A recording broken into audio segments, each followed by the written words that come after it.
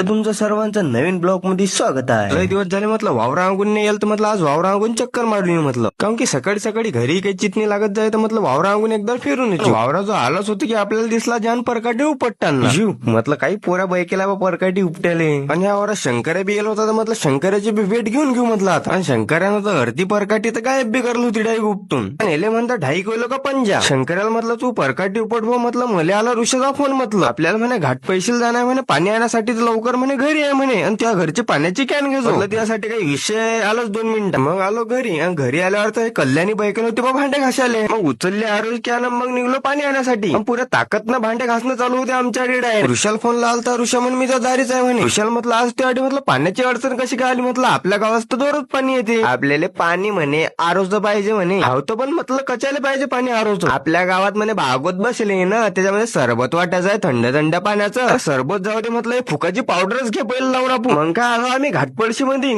मध्ये अडी एरोप्लेन. मग घेतलं देवाचं नाव मग खोललं कॅनीचं झाकण. हेले म्हणतात चपचपचं पाणी म्हणजे जादूचं पाणी आहे. मग भरली आरोच्या पाण्याची कॅन. मग म्हटलं ऋषाल भाऊ भरभर पुसून घे म्हटलं गाडीत गाऊन की तुलाच चालवणार. चला मग भेटू पुढच्या ब्लॉग मध्ये. आपल्याला लाईक आणि फॉलो करायला विसरू नका. तर तुमचं सर्वांचं नवीन ब्लॉग मध्ये स्वागत आहे. लय दिवस झाले म्हटलं वावरा अंगून नाही येईल तर म्हटलं आज वावरा अंगून चक्कर मारून येऊ म्हटलं. कारण की सकाळी सकाळी घरी काही चितणी लागत जाय तर म्हटलं वावरा अंगून एकदा फिरून येतो. वावरा जो आलाच होतो की आपल्याला दिसला जान परकाटी उपटताना जीव म्हटलं काही पोरा बैकेला बा परकाटी उपटाले. आणि या वावरात शंकर्या बी गेला होता तर म्हटलं शंकर्याची बी वेट घेऊन घेऊ म्हटलं आता. आणि शंकर्यानं तर अर्धी परकाटी तर गायब बी करली होती डायरेक्ट उपटून. आणि हेले म्हणतात ढाई किलो का पंजा. शंकर्याला म्हटलं तू परकाटी उपट भाऊ म्हटलं मले आला ऋषाचा फोन म्हटलं आपल्याला म्हणे घाट पैशील जाणार म्हणे पाणी आणण्यासाठी तर लवकर म्हणे घरी आहे म्हणे. आणि त्या घरची पाण्याची कॅन घेतो त्यासाठी काही विषय आलोच 2 मिनिटं. मग आलो घरी आणि घरी आल्यावर तर कल्याणी बैकन होती बा भांडे घासाले. मग उचलले आरोग्य कॅन मग निघलो पाणी आणण्यासाठी. पुऱ्या ताकदनं भांडे घासणं चालू होते आमच्याकडे डायरेक्ट. ऋषाल फोन लावता ऋषा म्हण मी तर दारीच आहे म्हणे. ऋषाल म्हटलं आज त्यासाठी म्हटलं पाण्याची अडचण कशी काय आली म्हटलं आपल्या गावात तर दररोज पाणी येते. आपल्याला पाणी म्हणे आरोज पाहिजे म्हणे. हावतो पण म्हटलं कचायला पाहिजे पाणी आरोज. आपल्या गावात म्हणे बागोत बसले ना त्याच्यामध्ये सरबत वाटायचं आहे थंड थंड पाण्याचं. सरबत जाऊ दे म्हटलं फुकाची पावडरच घे पहिलं लावून आपण. मग काय आलो आम्ही घाटपळशी मध्ये अडी एरोप्लेन. मग घेतलं देवाचं नाव मग खोललं कॅनीचं झाकण. हेले म्हणतात चपचपचं पाणी म्हणजे जादूचं पाणी आहे. मग भरली आरोच्या पाण्याची कॅन. मग म्हटलं ऋषाल भाऊ भरभर पुसून घे म्हटलं गाडीत गाऊन की तुलाच चालवणार. चला मग भेटू पुढच्या ब्लॉग मध्ये. आपल्याला लाईक आणि फॉलो करायला विसरू नका.